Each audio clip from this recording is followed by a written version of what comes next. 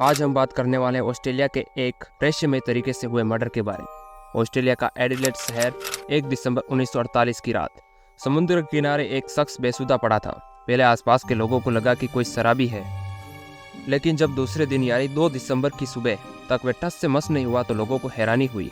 तब किसी ने पुलिस को फोन लगा दिया। वह शख्स मर चुका था। पुलिस को कोई अंदाजा नहीं था कि वह जिस केस को हाथ लगाने जा रही है वह आगे चलकर दुनिया का सबसे रहस्यमय मामलों में से एक साबित होगा।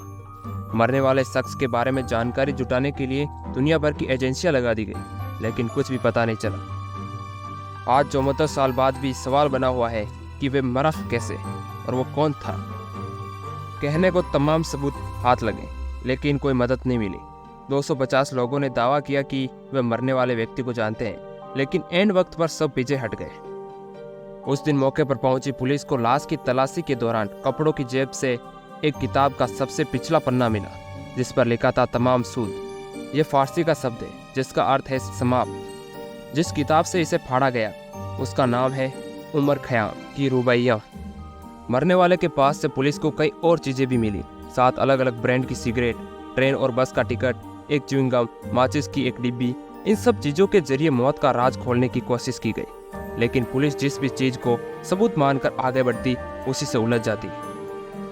अब पुलिस को इंतजार था पोस्टमार्टम रिपोर्ट का। रिपोर्ट मिली और इसने उलझन बढ़ा दी। रिपोर्ट में बताया गया कि मरने वाले को जहर दिया गया, लेकिन यह नहीं पता चला कि कौन सा जहर और किस रूप में दिया गया। यह भी सवाल उठा कि यदि जहर दिया जाता तो मरने वाला उल्टियां करता, पर ऐसा कुछ भी नहीं हुआ। एक थियरी यह सामने आई कि उसे नींद की गोलियां दी गई, लेकिन किसी निष्कर्ष पर नहीं पहुंचा जा सका। कुछ दिन बाद एडिलेड रेलवे स्टेशन के स्टाफ ने पुलिस को संपर्क किया और बताया कि उनके क्लॉक रूम में एक सूटकेस रखा है। इसे 30 नवंबर को रखा गया था, लेकिन अभी तक उसे कोई लेने नहीं आया।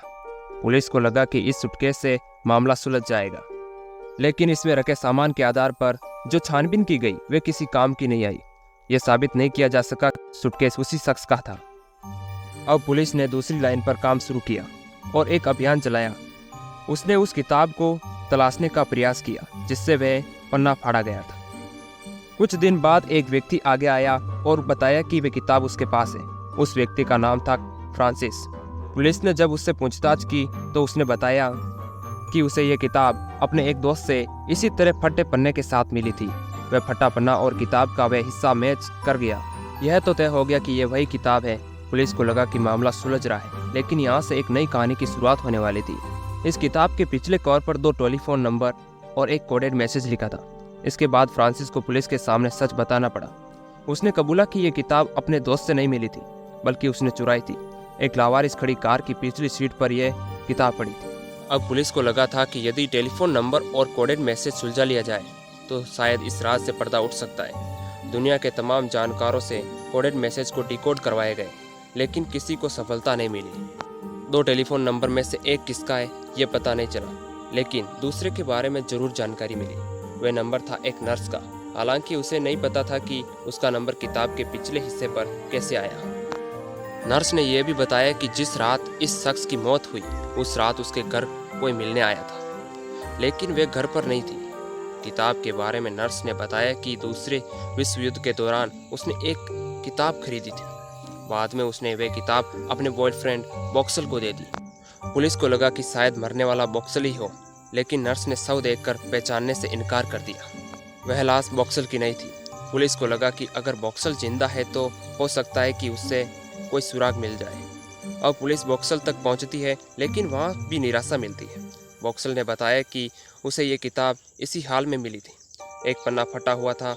आखिरकार इतनी तफ्तीश के बाद भी पुलिस खाली हाथ थी। उसे कोई सुराग नहीं मिल रहा था। 1 साल बाद मरने वाले के शव को दफना दिया गया। केस हालांकि दफन नहीं हुआ था। कई साल बाद एक महिला ने दावा किया कि वह उस शख्स को जानती थी, लेकिन जब पूछताछ हुई तो वह कुछ भी नहीं बता सकी। इस तरह करीब 250 लोग सामने आए, लेकिन वे बस हवा में तीर चला रहे थे। उनके लिए यह रहस्य मनोरंजन बन गया था। कुछ दिन बाद एक रिटायर्ड डिटेक्टिव ने दावा किया कि उसने उस कोड को डिकोड कर दिया है, लेकिन उसने जो डिकोड किया उसका कोई मतलब नहीं निकल रहा था। कुछ समय बाद उस केस में फिर एक नया मोड़ आया। एक व्यक्ति ने दावा किया कि वह मरने वाले शख्स की तरह ही एक दूसरे शख्स को जानता है। दोनों का हुलिया, रंग, रूप, बनावट मिलती जुलती है। उस व्यक्ति ने बताया कि मरने वाले को एक बहुत रेयर बीमारी थी। यह दुनिया में 2% लोगों में ही होती है। दावा करने वाले का यह भी कहना था कि किताब ढूंढती हुई पुलिस जिस नर्स के पास पहुंची थी, उसका बेटा रॉबिन और मरने वाले में बहुत समानता है। दोनों की शक्ल मिलती जुलती है और रॉबिन को भी वही रेयर बीमारी थी। पुलिस इसे बड़ी सफलता मान रही थी। उसने रॉबिन का डीएनए टेस्ट कराने का निर्णय लिया, लेकिन यहाँ भी दुर्भाग्य ने पीछा नहीं छोड़ा। न तो रॉबिन ने इसकी इजाज़त दी और न ही कोर्ट ने। पुलिस का मानना था कि यदि ये डीएनए टेस्ट हो जाता तो उन्हें बड़ी कामयाबी मिल जाती, केस सुलझ जाता। आखिर में हर तरफ से निराश होकर पुलिस ने वर्षों की नाकाम कोशिश के बाद 2018 में इस केस की फाइल बंद कर दी। आज 74 साल बाद भी ऑस्ट्रेलियाई पुलिस को इस केस के बारे में एक भी पुख्ता सबूत नहीं मिल सका। अब ये केस पुलिस में भर्ती होने वाले युवाओं को एक चैलेंज के रूप में दिया जाता है।